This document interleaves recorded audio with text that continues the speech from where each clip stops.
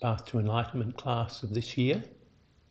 So we'll do a summary of the chapters of the stages taught throughout the whole year in this class, which would be great. Next week there's a White Tara long life practice, which is very useful since it extends one's life. So from the Buddhist perspective, death is definite, time of death uncertain, so it's very useful to utilise any practice that can extend this precious human rebirth we have. We have a light offering here from Deb, Tara and myself, an offering for a really close friend of ours and their family. So we wish the thinking of the four immeasurables there. Say, may you have happiness and all causes of happiness. May you be free from suffering and all causes of suffering.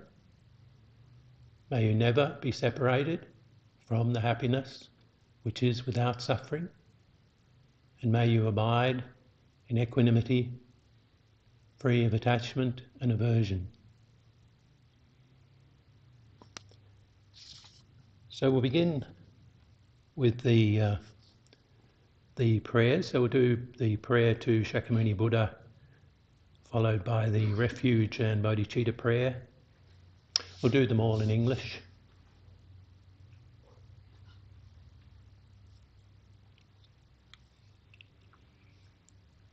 Teacher, Bhagavan, Tathagata, Arhat, perfectly pure and complete Buddha, all-knowing, having poise, Sugata, apprehender of the world, navigator of beings to be subdued, incomparable, teacher of gods and humans, to the Buddha, the Bhagavan, the glorious conqueror Shakyamuni, we prostrate, make offerings and go for refuge. To the Buddha, Dharma and Sangha, I go for refuge until becoming enlightened. Through the merit of my generosity and so on, may I achieve Buddhahood to benefit all beings. To the Buddha, Dharma and Sangha, I go for refuge until becoming enlightened. Through the merit of my generosity and so on, may I achieve Buddhahood to benefit all beings. To the Buddha, Dharma and Sangha, I go for refuge until becoming enlightened. Through the merit of my generosity and so on, may I achieve Buddhahood to benefit all beings. And now the short mandala offering. This ground, anointed with perfume and strewn with flowers, Mount Meru, the four continents, adorned with sun and moon, imagined as a Buddha land and offered thus, may all beings enjoy such pure lands.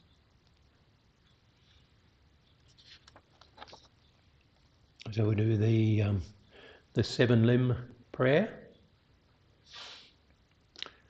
I prostrate my three doors with a mind of respect and offer all actually arranged and mentally emanated offerings. I reveal all the downfalls and negativities that I have ever collected and rejoice in the virtues of individuals and superiors. Please remain perfectly abiding until samsara is no longer seen.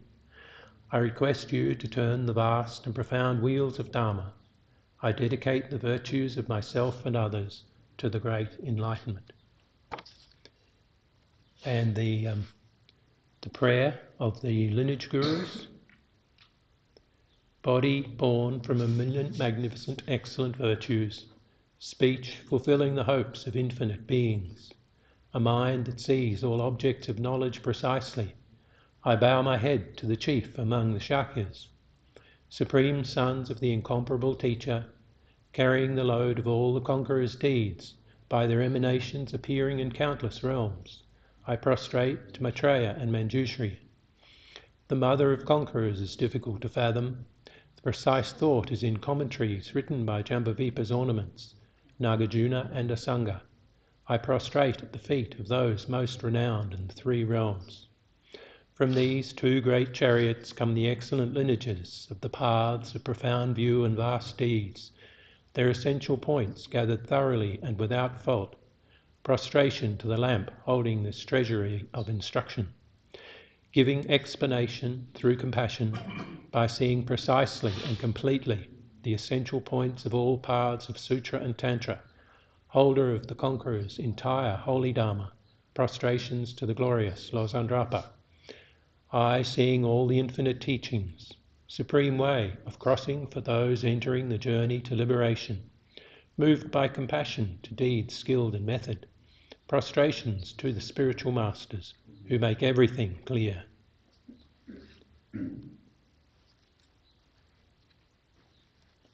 And the great treasury of excellence, the prayer of the path to enlightenment, which outlines all the stages of the path.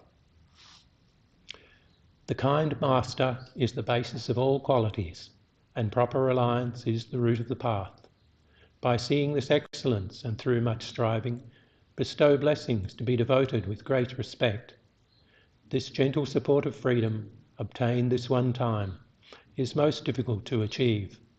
Knowing its great value gives rise to a mind seizing its essence constantly, day and night. Bestow blessings to generate this continuum unceasingly. It is like a bubble in water, this constantly moving body and life. Thus remember the swift collapse of death. Beyond death, like body and shadow, white and black karmic results follow after. By gaining firm certainty in this, the mass of faults, subtle and very subtle, are abandoned, and the accomplishment of all virtuous collections completed. Bestow blessings to ever retain conscientiousness.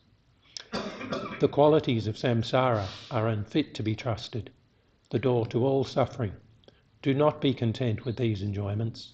By knowing its defects, bestow blessings to develop a great aspiration for the bliss of liberation. By that pure thought, great conscientiousness is drawn forth, and mindfulness and awareness of the individual liberation, the root of the teachings. Bestow blessings to make this the essential practice. Just as I myself have fallen into samsara's ocean, all living beings as mother are also like that. By seeing the responsibility for the liberation of beings, bestow blessings to be trained supreme bodhicitta. However, by merely generating the mind, if not acquainted with the three aspects of ethics, enlightenment will not be attained. By seeing this excellence, bestow blessings to train with strong effort in the vows of the Conqueror's children. Pacifying distraction toward perverse objects by way of proper analysis of the perfect meaning, bestow blessings to swiftly and continuously generate the path related to the union of calm abiding and special insight. Thus, becoming a vessel trained in the common paths, enter the Vajrayana, supreme evolution of all vehicles. Bestow blessings to engage the easy path itself, that sacred way of crossing for fortunate beings. The base of practice for the two aspects of attainment is when guarding the pure vows of commitment is found to be genuine and certain. Bestow blessings to protect them even at risk of life. Then, by understanding properly the important points, which are the essence of the two stages of the Tantra classes, bestow blessings to practice according to these holy teachings, with continuous effort in the supreme four-session yoga. Like that, may the spiritual friend revealing the gentle path and the friends of proper practice stand firm. Bestow blessings to quickly pacify the masses of outer and inner hindrances. In all rebirths may I never be parted from perfect gurus and the enjoyment of the glorious Dharma. By utterly completing all qualities, paths and grounds, may I quickly achieve the state of Vajradhara. So we'll stop there in the prayers.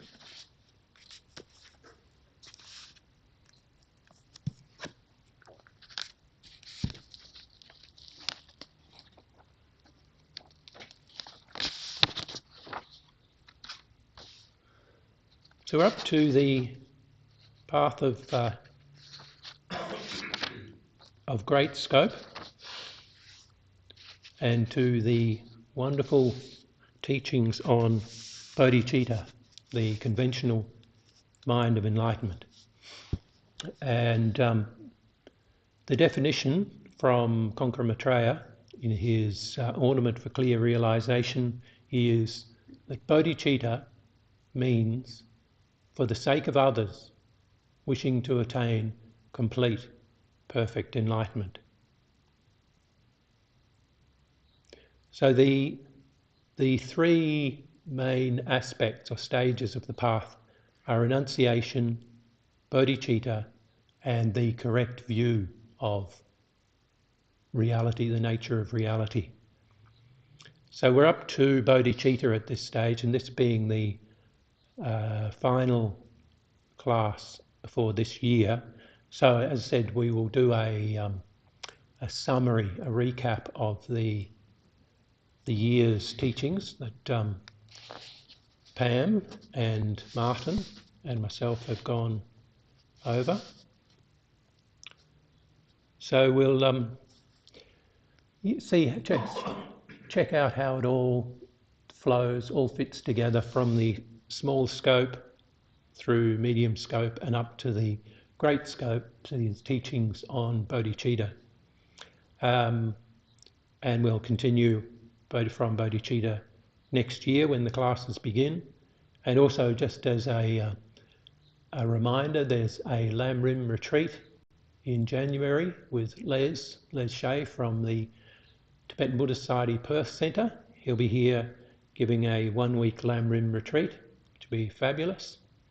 So, and that will encompass the whole path to enlightenment within the one retreat, so that's well worth doing.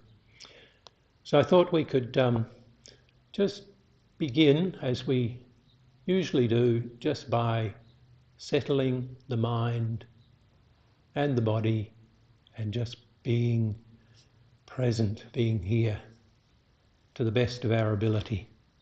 I know the mind likes to move, so just focus on the breath, just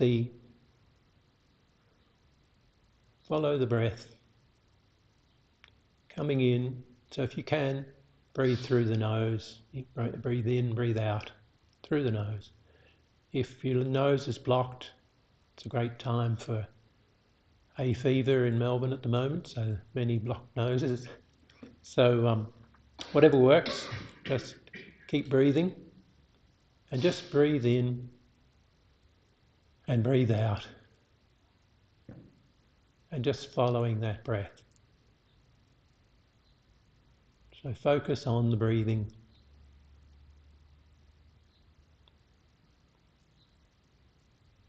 And just relax. Relax the body, whether you're sitting on a chair or on a cushion. Just start from your feet. Just relax from your toes, through your feet, up through the legs, where your bottom sitting on the cushion or the chair. Relax your back, your stomach, your chest. Relax the shoulders, the tension there in the shoulders and the neck. Rest your hands in your lap, the right hand resting on the left. Have the head slightly tilted forward, just gently, not too much.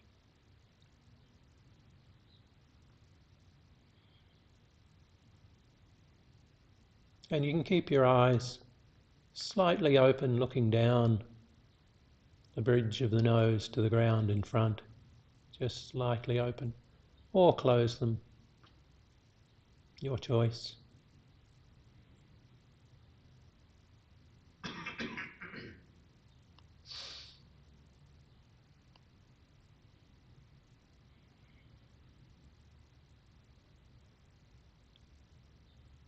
So just watch the breath coming and going. Just relax with that breathing.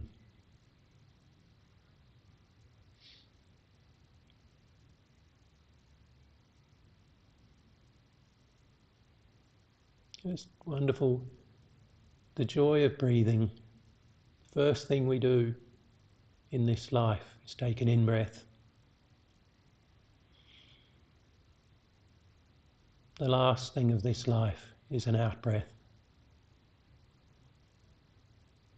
In between, we just follow the ebb and flow of our breathing. So just gently, quietly enjoy the breath coming in and going out.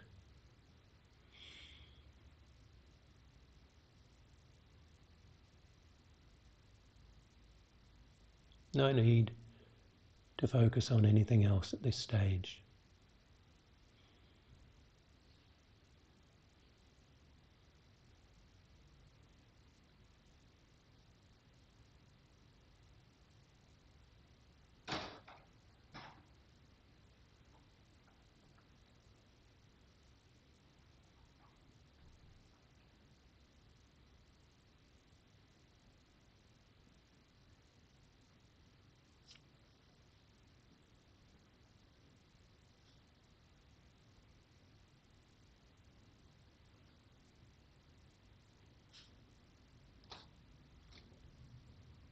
Just enjoy the simplicity of breathing.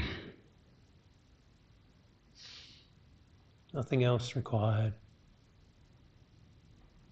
Thinking not necessary. No need at this stage to focus on anything else.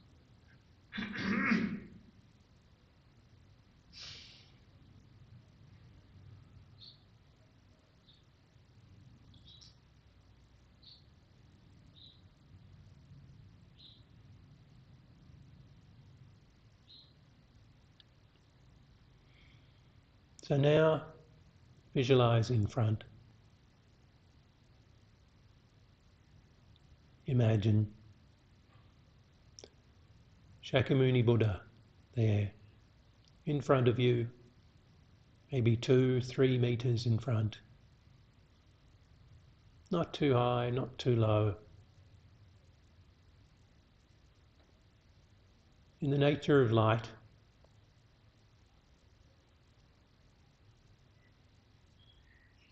beautiful golden colour.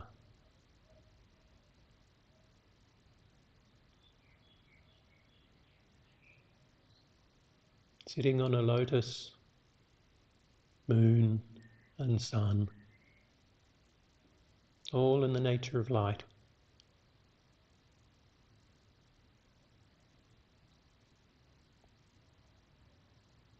The lotus represents the Buddha's realization of renunciation. The Buddha, the Enlightened One, has renounced all suffering, has overcome all suffering.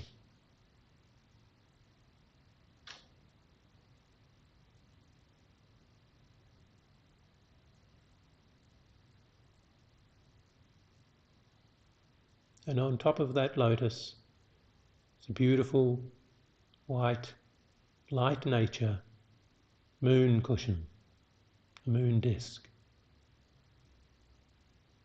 which represents Lord Buddha's realization of bodhicitta, the conventional mind of enlightenment. The thought, the wish, the intention, and the action for the sake of others, wishing to attain complete, perfect enlightenment. And on top of the lotus and moon, beautiful golden light nature sun disk, sun cushion, representing the Buddha's realization of the true nature of reality, ultimate enlightenment.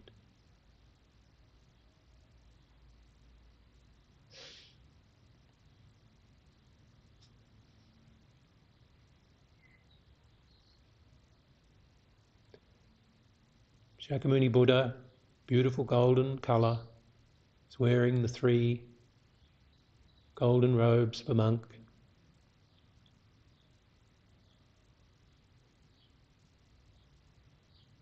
And really feel his presence in front of you. The Buddha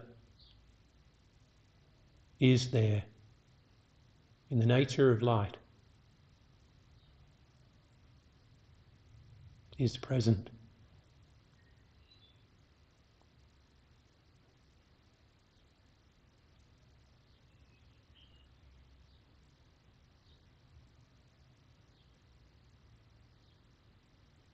And now visualize that from Buddha's heart, beautiful golden light comes forward, entering your body, the stream of blessings.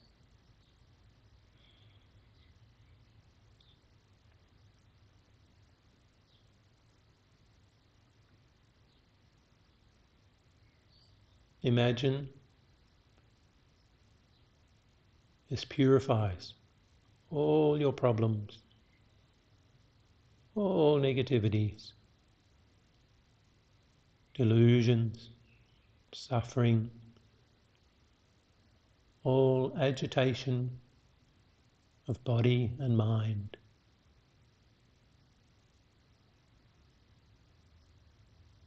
Beautiful golden light.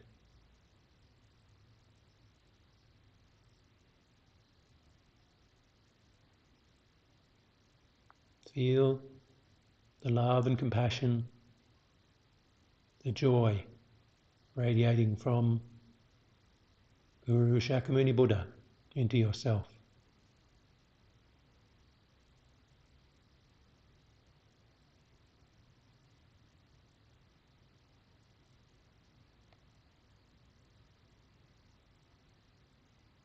This light fills your whole body with a beautiful soothing, healing, invigorating light.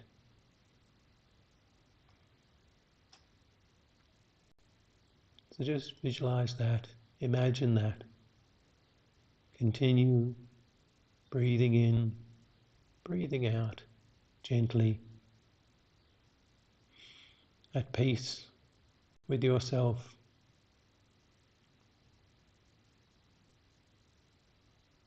at peace with the world.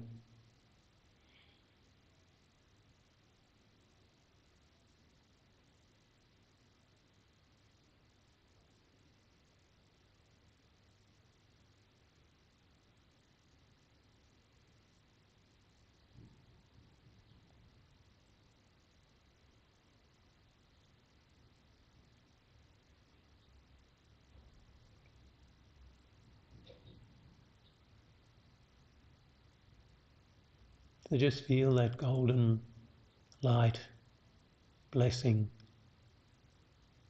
from Buddha. Feel it wash away all problems, all agitation of the mind, all sickness, hindrances.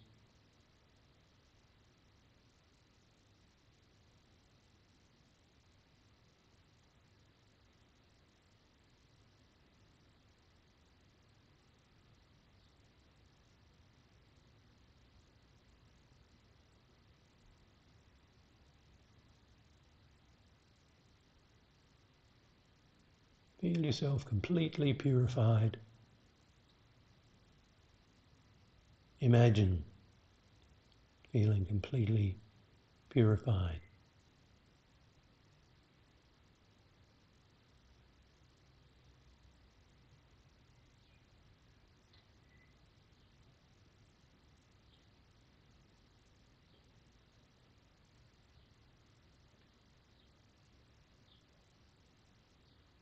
completely washing away all your issues,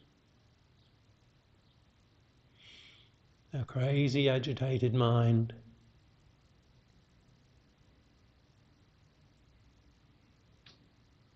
Just relax your body, relax your mind, feel the blessings of Shakyamuni Buddha.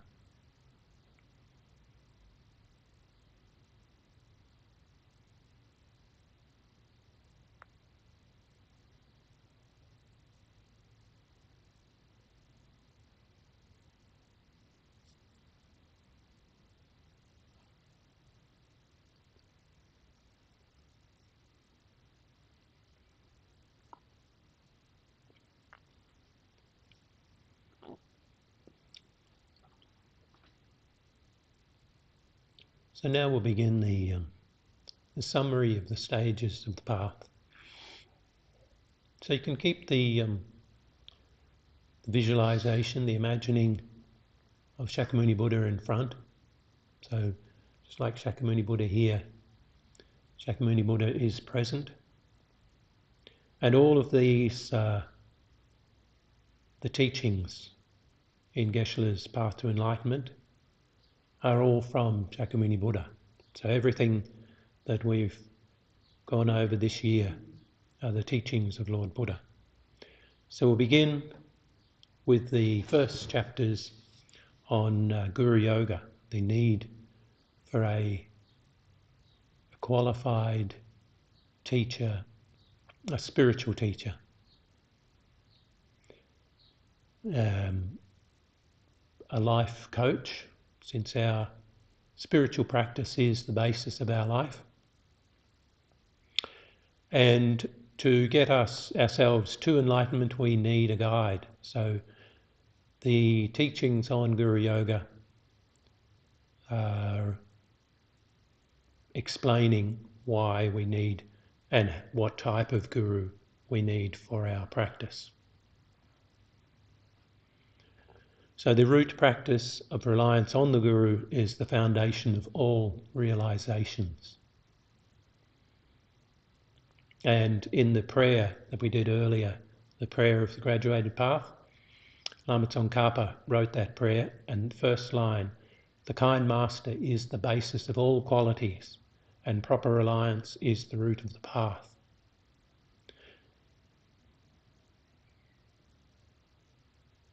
So in the first chapter there's the teachings, the explanation on the qualities that we should look for in a Mahayana guru. So the 10 of them, the first 3, so it's rely on a guru who is controlled, pacified, and completely pacified. So those are just the first 3 qualities, and they are the 3 higher trainings of ethics, single-pointed concentration, and wisdom of discriminating wisdom. So controlled by pure morality. So we need a guru who has morality, who has ethics. So finding a pure Mahayana guru can be very challenging in a degenerate time. So the 10 qualities are controlled by pure morality, pacified through single-pointed concentration, so the guru is able to completely still his or her mind, completely pacified through discriminating wisdom, who has more knowledge than you, so more knowledge than us, perseverance, so joyous effort, the ability to just persevere for quite some time with students, a wealth of scriptural knowledge, the realization of suchness, which is the wisdom perceiving the emptiness of inherent existence, is skilled in teaching, so can teach the Mahayana Dharma skillfully to the students, has love and compassion and has abandoned being discouraged from teaching. So they're the 10 qualities of a Mahayana guru, which is really useful to know. If you look at any spiritual teachers and you compare their 10, do they have the 10? If that person has all 10, fantastic, rejoice. Then after that it goes on to explain that if you can't find a teacher with the 10 qualities, they should have at least 5. So the 5 are the first 3, so controlled, pacified, and completely pacified. So controlled by ethics, essential.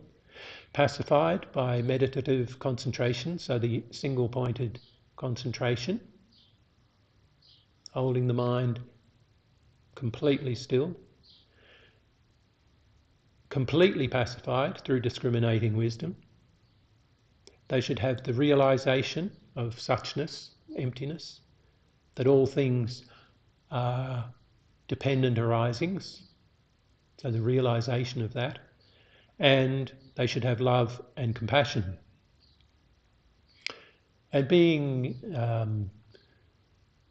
a degenerate time, if you can't find a guru with the 10 qualities or the 5 qualities, then aim for a minimum of 3. Things get quite degenerate.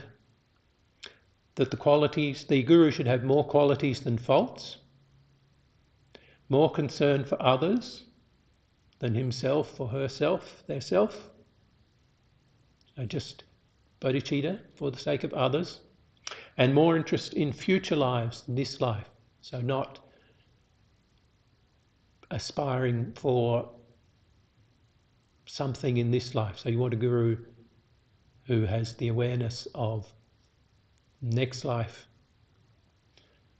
So you devote yourself with strong faith. So that's our practice from our side of Guru Yoga.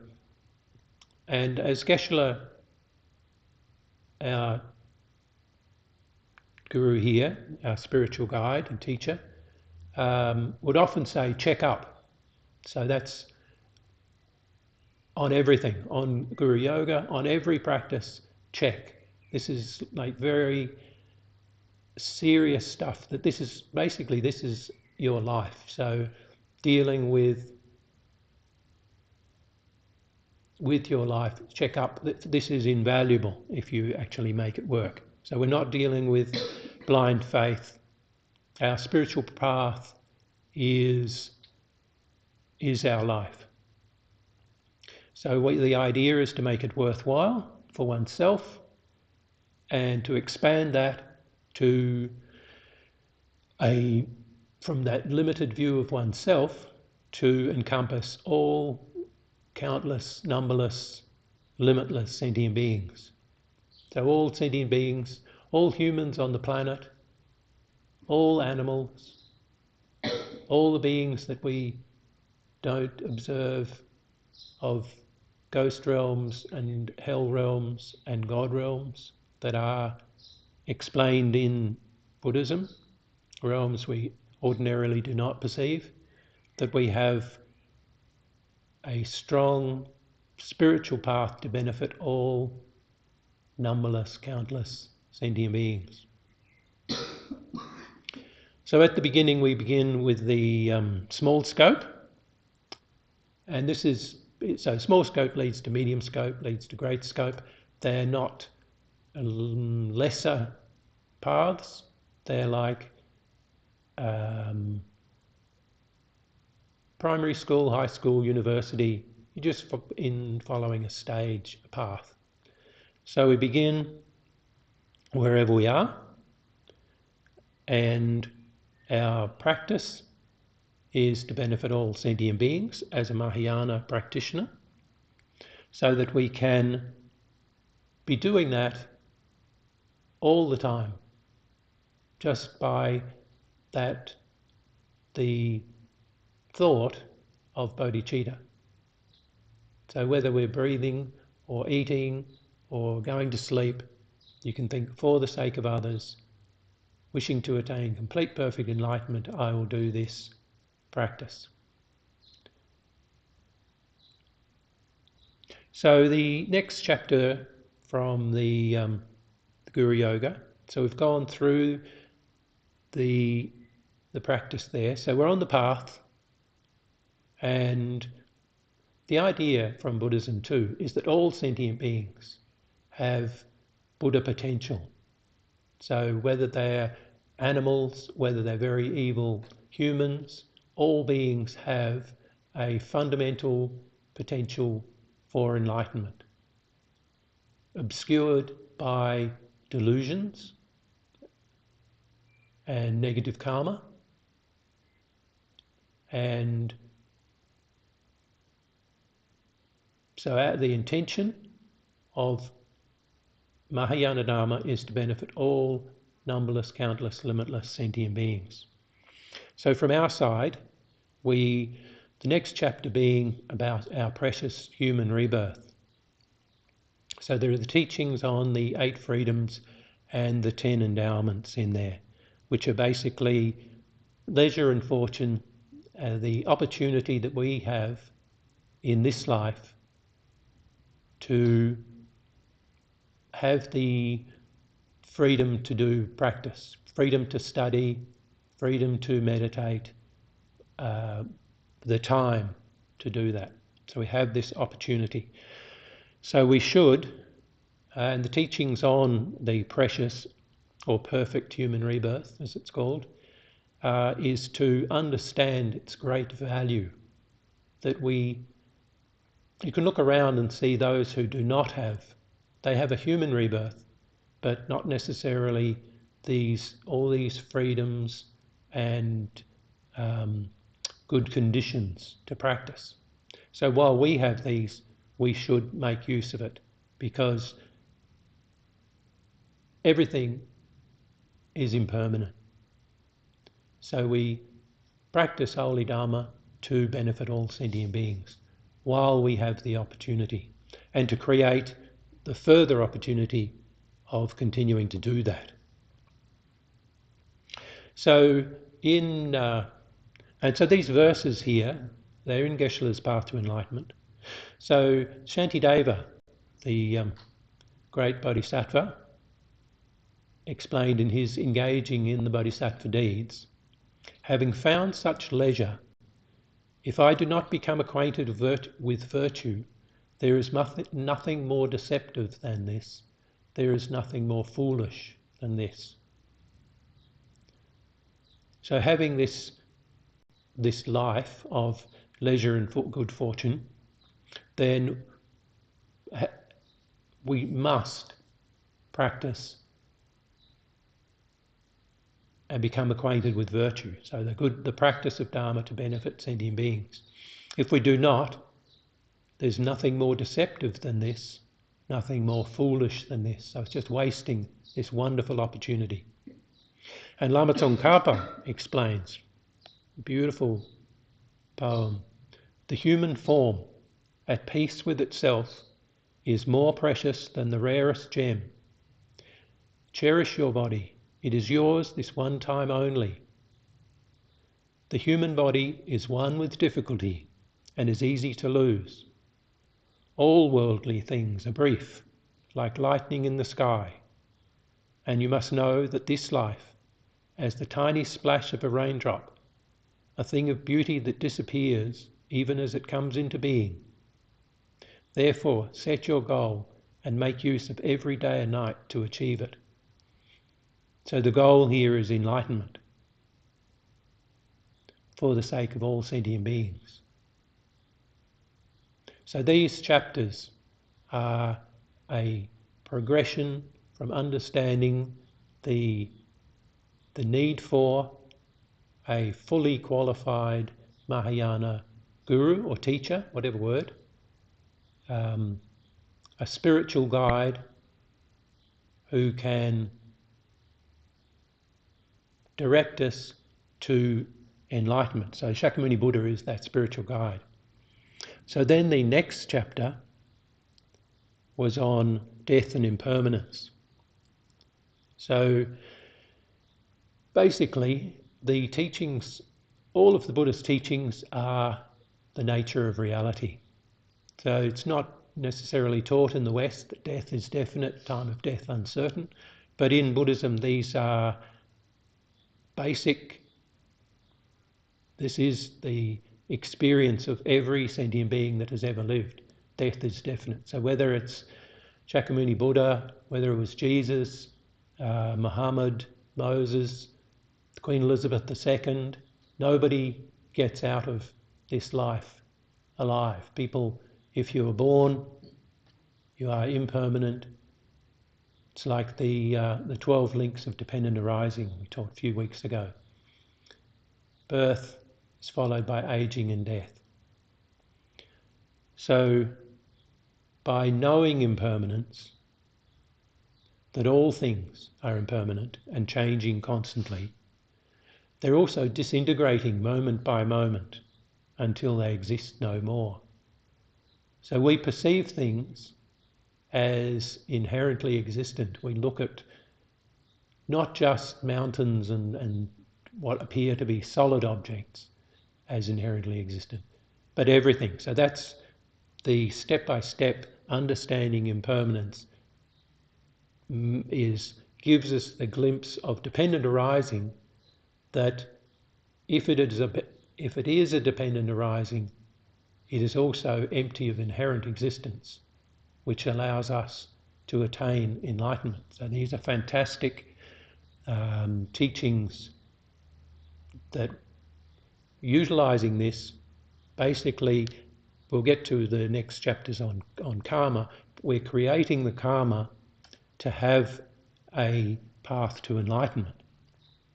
So in the transmission of the Vinaya, Lord Buddha taught, collection ends in dispersal, rising ends in falling, meeting ends in separation, birth ends in death. So it can sound a little bit depressing, but it's really just facts. So death is definite, the time of death uncertain, and at the time of death, really only one's Dharma practice can be of benefit. So the main issue here, the main practice of Dharma, is to benefit all sentient beings, to attain enlightenment, to benefit all sentient beings. So basically, understanding death, the teachings also explain it doesn't matter where we go, where we stay, there is no place not reached by death. So all of whether you go to the bottom of the ocean or to a space station or to live on the moon or Mars, there's no escaping death. So all sentient beings, us mere mortals or celebrity billionaires, everybody is subject to death. Kings, queens, billionaires, prime ministers, presidents, beggars, everybody, we're all, if we are born, then we die. So understanding all of this leads us to take refuge. So in the death chapter as well, there are the teachings, which we don't need to go into now since we're just doing a summary today, but the teachings on the dissolutions that happen at the time of death and the visions. So the dissolution of the elements, earth, water, fire and wind, and the 5 aggregates that we usually label as ourself, so form, feeling, discrimination, compositional factors and consciousness all dissolve step by step. So by knowing death, what to do, the idea then is, okay, next chapter, where do we go? Refuge. So basically we're taking refuge to understand and to overcome this cycle of birth, aging and death. So refuge is in the triple gem, the Buddha, Dharma and Sangha. So Lord Buddha, Guru Yoga, is the guru. The teachings, all of the teachings, small scope, medium scope, great scope, are the Dharma, and the supporters, so the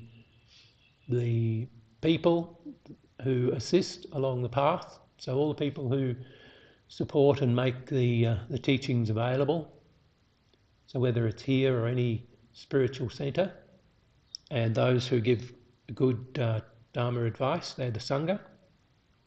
So we need to know the objects of refuge, the benefits of refuge. So in this case, Buddha is the object of our refuge, so we take refuge in the Buddha. The Dharma, these teachings, and all of them, so small scope, medium scope and great scope, are the actual refuge. So Buddha is teaching, the teachings that the Buddha gives us, that is the actual refuge. And then there is the external Dharma and the internal Dharma. So the external are the books and the teachings. So the words, me talking, reading the text here, Geshe Path to Enlightenment. The internal Dharma, our own realizations. This is what we need. So our realizations, we need realizations. We need to have the internal realization in our mind of these teachings. We need to develop renunciation,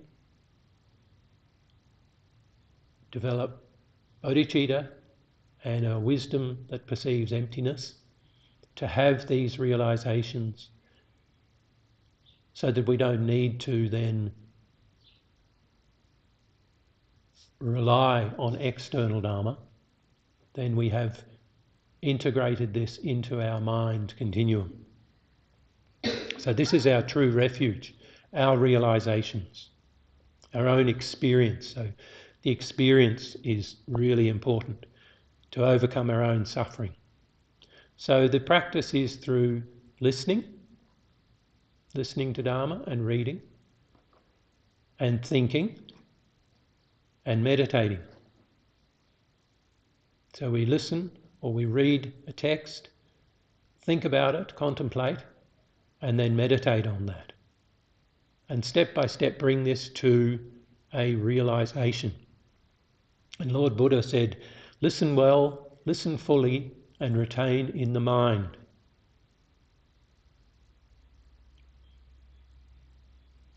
So the next chapter is on karma, cause and effect. Be mindful of karma. Vasubandhu, one of the great scholar bodhisattvas, in his Treasury of Knowledge writes, the whole variety of all the worlds was created by karma. So everything, all the worlds, are the manifestation of karma, cause and effect. So karma means action. Actions created bring results, and actions not done do not bring results. So without cause, there can be no effect, no result. Another thing is that karma increases. So negative karmas increase. So we need to purify. So avoid negative karmas that bring about suffering and lower rebirths. In the Vinaya Sutra, Shakyamuni Buddha said, actions will not be wasted, even with the passing of 100 eons. When the right causes and circumstances meet, the fruits of embodied beings will ripen. So karma is serious stuff. Things happen when we least expect it. Karma ripens when it ripens. So the main issue here, the practice is to the practice of the four opponent powers is what we do in this instance.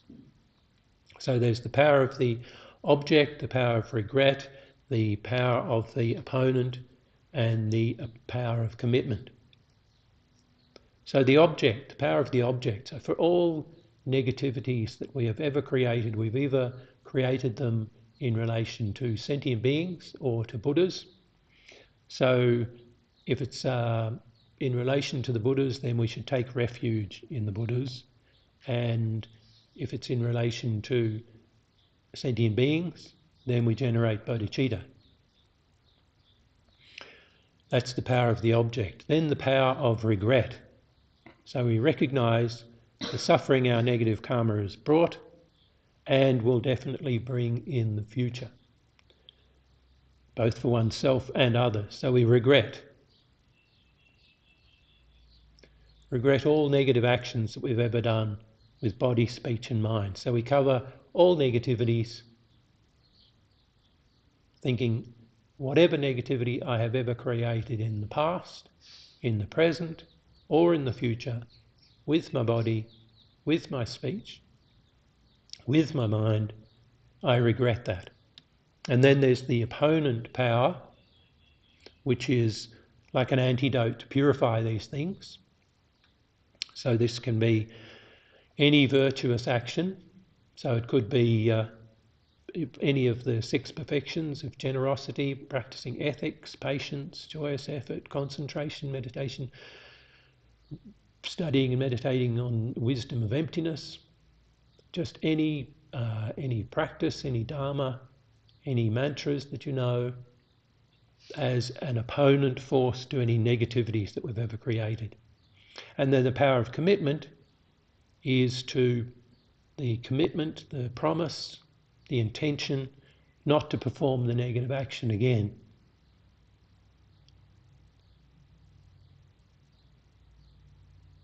And then we dedicate whatever merit from these 4 opponent powers for the benefit of all sentient beings.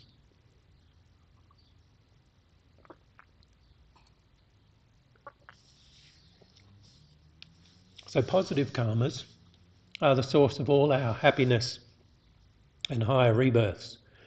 Negative karmas are the cause of suffering and lower rebirths. So we do need to purify negative karma, but also we need to think of all sentient beings. All sentient, this is not self-cherishing, or me or my, I'm going to suffer. All sentient beings are suffering. So we need to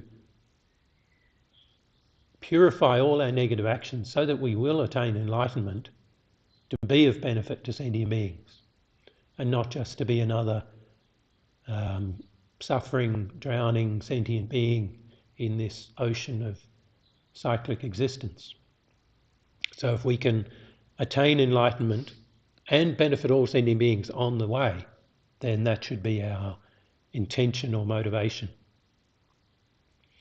So we develop renunciation. So we're renouncing suffering, knowing that no matter how much positive karma we have, we're still in this cycle, the wheel of samsara, birth, aging, sickness, death. So even with the most positive karma, we're still subject to that. So we need liberation. So this is the medium scope, the path of liberation. Because we generate this renunciation knowing that samsara is just all false, basically. It's the state of mind and body of an ordinary being arising due to contaminated karma and delusion.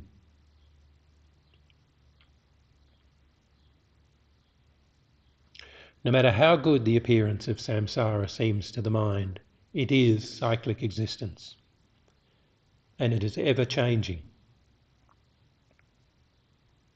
The sufferings of birth, sickness, aging and death, the suffering of uncertainty, dissatisfaction, loneliness, the endless cycle of samsara. So it's all very familiar. This is not something you have to really imagine. All sentient beings can relate to suffering and dissatisfaction. All sentient beings. So whether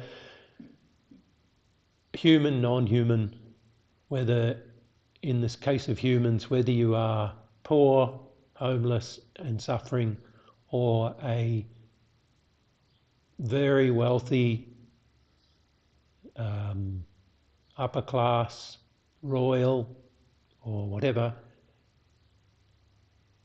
you are subject to suffering, knowing that, like for all the wonderful objects of compassion, the billionaires of the current time who, attempting to escape the sufferings of Earth by launching themselves into space. Space is not free from cyclic existence. Wherever the mind, the deluded mind with contaminated karma goes, that is samsara, that's cyclic existence. The only way out of this cycle of suffering is to really attain liberation. No other way. So all we need to do is practice the Dharma. It's not a difficult thing, it's just implementation of it. We can practice every day, every moment, just by breathing in and breathing out, thinking of the benefit of all sentient beings. It doesn't require us to go anywhere, to run away from situations. As Geshe used to say, no need to go and live in a cave or in a forest, on a mountain. Our practice is just the wish to attain enlightenment to benefit all sentient beings. So that's the implementation of our practice. So we're doing that. Do that when you wake up. Today I will benefit all sentient beings. May they all quickly attain complete, perfect enlightenment. Thinking that while having a shower in the morning, thinking, may this wash away all my negativities, obscurations and hindrances, purify my body and mind, and then dedicate the merit of that. Thinking through this, may I and all beings quickly attain complete, perfect enlightenment. So we're generating step by step, moment by moment, the mind of enlightenment. And the mind is a continuum. So we're just creating a path to enlightenment from small scope, medium scope, great scope. It's just this wonderful, slow, subtle implementation of our practice.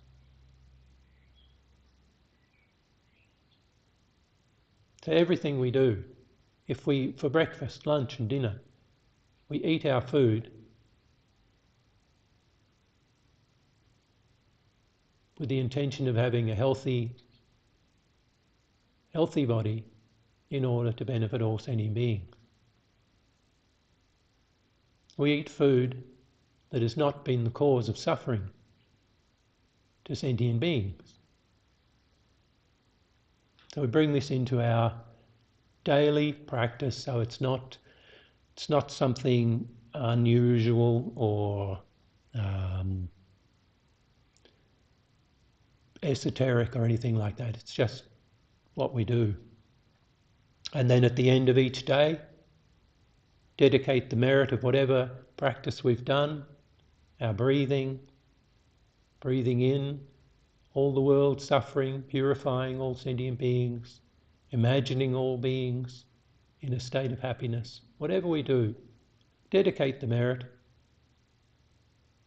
to the attainment of enlightenment in order to benefit all these sentient beings. So we're sowing the seeds, basically, karmic seeds that are beyond samsara. So they're not karmas that will ripen as wealth or good conditions or something self-cherishing. They're seeds of enlightenment that we're sowing. And because it's karma, cause and effect, then we are creating this merit that will manifest eventually as the mind of enlightenment.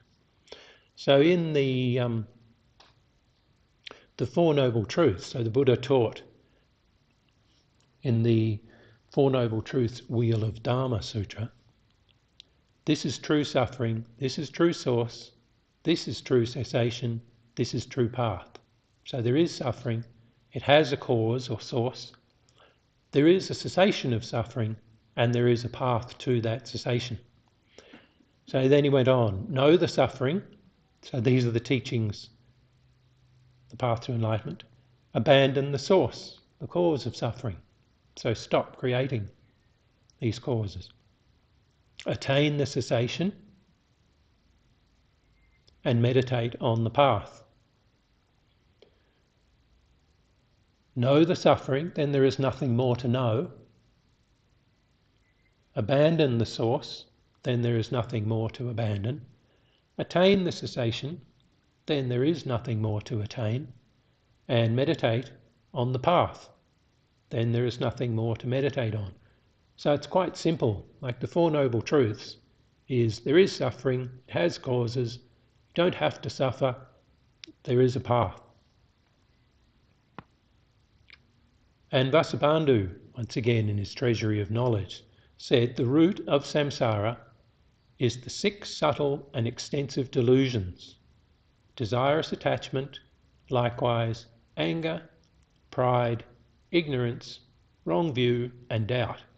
So these states of the mind, the deluded states of the mind, are the root of samsara. So then we did the teachings on the 12 links of dependent arising, 12 dependent links from Lord Buddha's Rice Seedling Sutra. So he said, bhikkhus, whoever sees dependent arising sees phenomena. So dependent arising is everything. Whoever sees phenomena sees the Buddha. This is very unbelievably profound. Whoever sees dependent arising sees phenomena. Whoever sees phenomena sees the Buddha. And so in this sutra goes on to explain, due to the existence of this, that arises. So these are dependent on this, that, dependent on this, that. So, due to the existence of this, that arises. Due to the production of this, that is produced. It is thus. Due to ignorance, there is compositional action. Due to compositional action, there is consciousness. Due to consciousness, there are name and form. Due to name and form, there are the 6 sense sources. Due to the 6 sources, there is contact. Due to contact, there is feeling. Due to feeling, there is attachment or craving. Due to attachment, there is grasping. Due to grasping, there is existence. Due to existence, there is birth. And due to birth, there is aging and death. Due to aging and death, there is sorrow, and grief, suffering, unhappiness, and conflict will arise. Thus, the great suffering of the aggregates is produced. So the aggregates are our form, feeling, discrimination, compositional factors, and consciousness.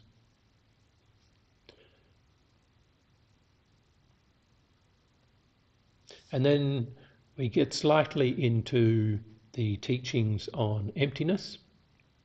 So Dharmakirti, one of the great scholars, Bodhisattva, in his commentary on the compendium of valid cognition states, by holding self, we hold other, and through self and other, attachment and aversion arise. And in connection with this, all faults occur. So we need to abandon this deluded mind of self and other as inherent existence. Abandon such delusions in order to attain nirvana liberation. So nirvana is the complete and permanent cessation of suffering and its sources.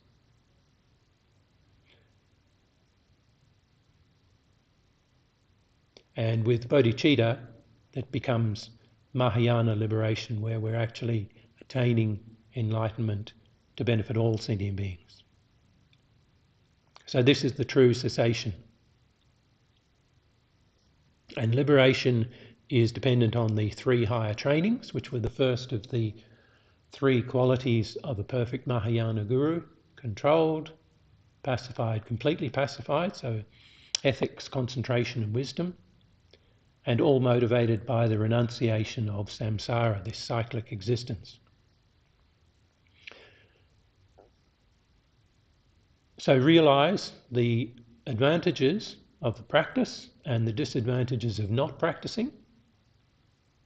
So basically, by practicing, engaging in our practice, we can, step by step, attain complete, perfect enlightenment in order to benefit all sentient beings. And we know that this could take quite some time, maybe many lifetimes. But samsara, this wheel of cyclic existence, this wheel of suffering, is forever.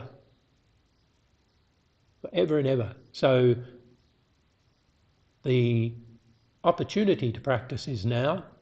There's nothing to lose by practicing, because we're just transforming our mind in our practice. We still do what we do. We still have breakfast, lunch and dinner, still go to sleep, still wake up, still go to work. Whatever we do, we transform our mind with the wish to benefit all sentient beings. And then dedicate, so the motivation is to benefit all sentient beings in everything we do, and having done that, then we dedicate the merit to the attainment of enlightenment for ourselves and for all sentient beings. So we're basically we're on the path to enlightenment. You can't really fall off the path or wander off the path if you're practicing just thinking of benefiting sentient beings. And you can do it in anything. You can breathe, just be breathing in with the thought of bodhicitta means for the sake of others, wishing to attain complete, perfect enlightenment. Just the wish for all beings to be free from suffering, whatever suffering.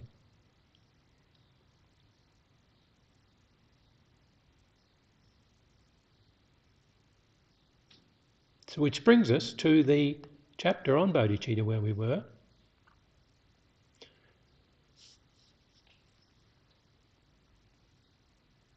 And there's a wonderful verse, a couple of wonderful verses from the great Bodhisattva Shantideva. It is engaging in the Bodhisattva deeds. Whatever joy there is in this world, all comes from desiring others to be happy.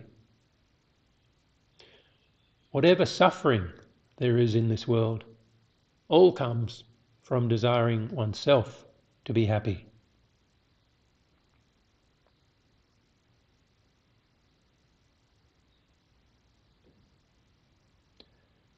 So we're up to the chapter there on bodhicitta.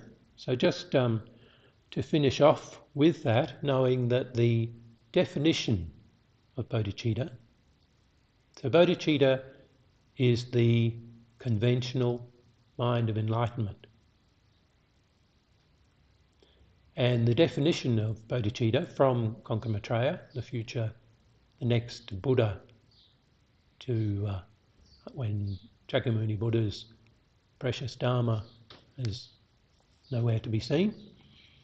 Konka Maitreya in his definition states, bodhicitta means for the sake of others, wishing to attain complete, perfect enlightenment. So that's our wish, our aspiration, and our intention.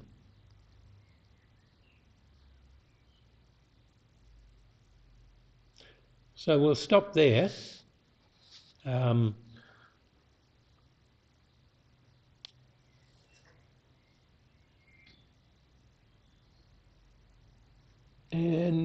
does anybody have any questions? We'll do the prayers, concluding prayers in a moment. Anyone? Any question?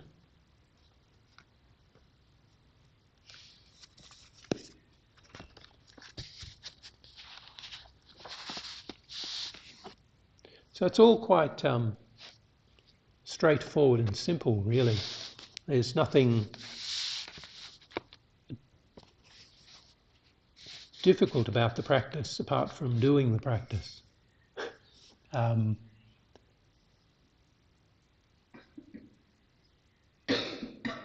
It's just focusing the mind on thinking of the welfare of sentient beings, and can keep it very simple with just renunciation. So we're renouncing all our suffering and developing bodhicitta and developing the mind of enlightenment, correct view of reality, with the intention of offering that to all sentient beings.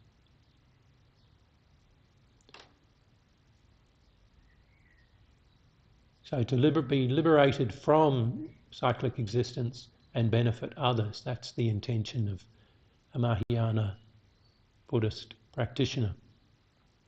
So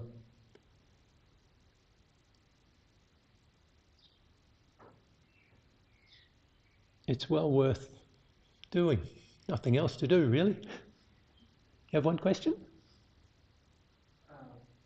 If there is a phenomenon of independent origination, then what would be the first cause on which everything came about? What is the first cause of dependence?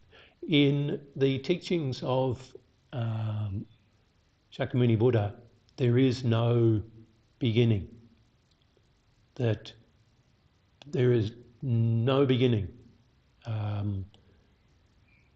Things have existed forever. So even though science, we talk about the Big Bang theory, and when the universe began, in the Buddhist teachings, in the Abhidharma, they talk about the time before the Big Bang. So like this universe, the scientists, I believe, talk about, the theory is that the universe comes into existence, expands, goes to a certain point, contracts, implodes, and that's the end of everything.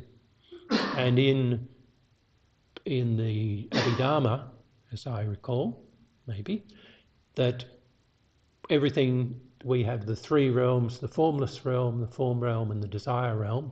We're in the desire realm. The desire realm completely disappears at the time of the destruction of the universe, and things go into the formless realm, and nothing ever ceases. That's why you need to get enlightened. That samsara, our continuum of mind, is beginningless. There is no original anything. There's never a time when nothing existed, and there's never a beginning. So Buddha didn't go there. It's beginningless, beginningless, beginningless. So there's not a a cause of when did I have my first life, or who created the universe. Those things are, it is beginningless, which is very challenging for my ordinary mind, since it is so vast and unfathomable a concept, that we like to think of everything having a cause and a beginning. But if you think of everything that you perceive on this planet, it is dependent on something else. And if everything that's on this planet, apart from a few meteors and things that have come through, everything that we perceive, from computers to rocket ships to electricity generators, atomic bombs, cars, mobile phones, everything is just created by the human mind, all the human things that are created, out of what's already here, transforming things that centuries ago nobody contemplated: computers, mobile phones, aeroplanes, atomic bombs. But the human mind just keeps transforming things, and they're dependent on something that's already there. So everything, like ourselves, when we die, in the Buddha sense, that our body, which we think is us, but that's the sort of the teachings on the emptiness of self, our body is either cremated or buried, so we just become part of the earth once again.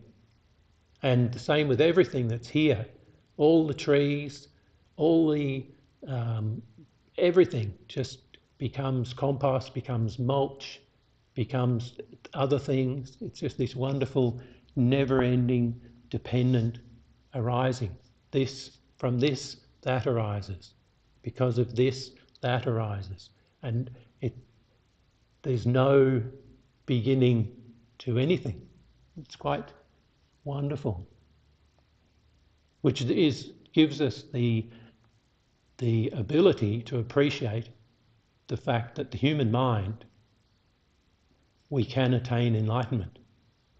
Which is why in the teachings they talk about this precious human rebirth.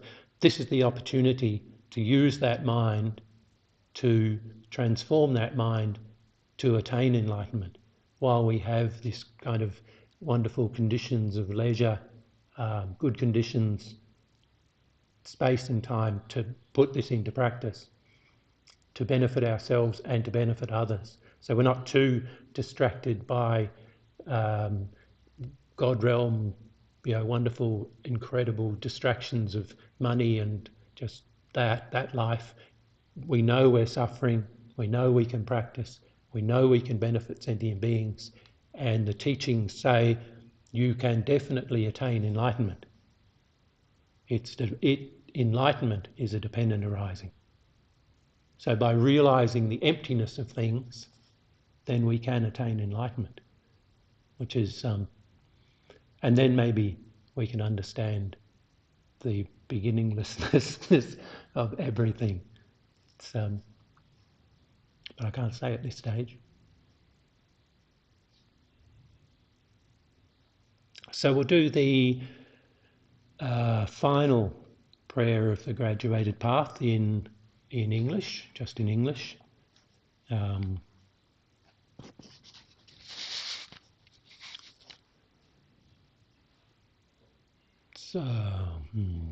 By the two collections, vast as space, amassed with effort for a long time, may I become a chief of conquerors, a guide for all beings whose mind's eye is blinded by ignorance.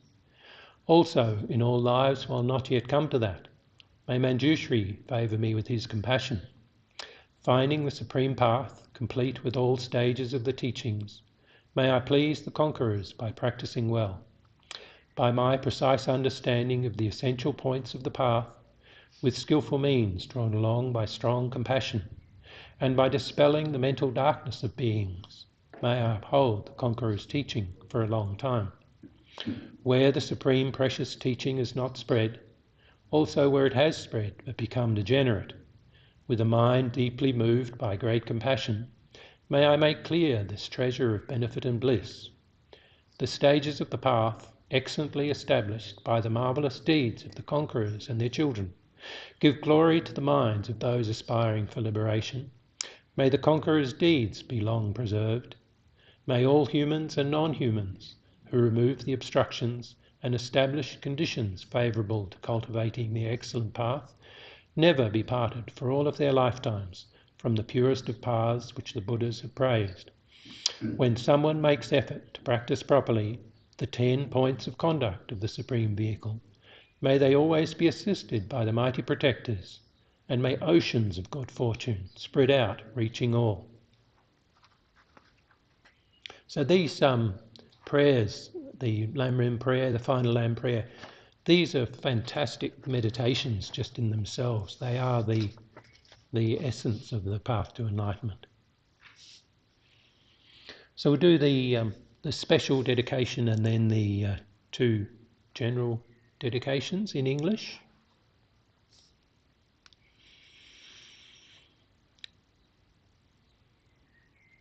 And we'll dedicate this too to our friend in this light offering, that all beings have happiness and the causes of happiness, free from suffering, causes of suffering, never separated from the happiness which is without suffering, and abide in equanimity, free from attachment and aversion.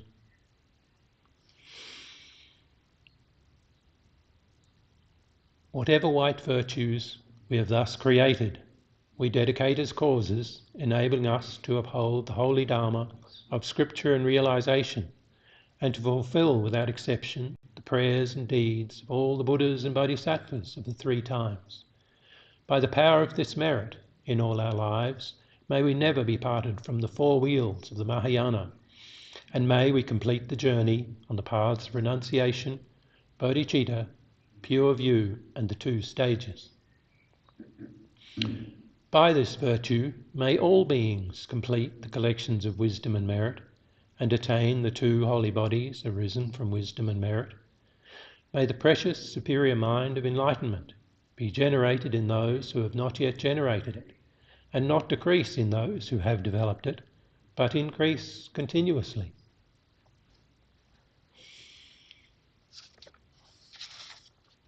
So don't forget, there's the Lamrim retreat in late January next year, and next week, I think at 3 o'clock, there's the final practice of the year here, the practice of precious white Tara meditation, long life white Tara.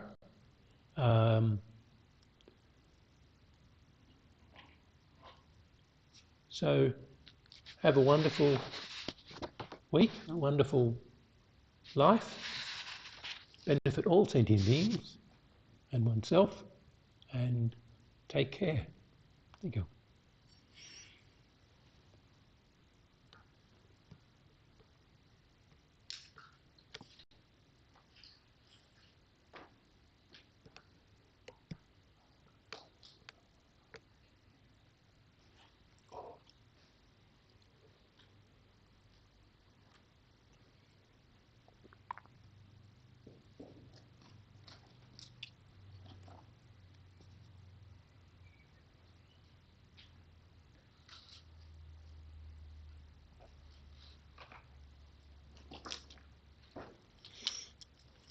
Oh, don't forget too,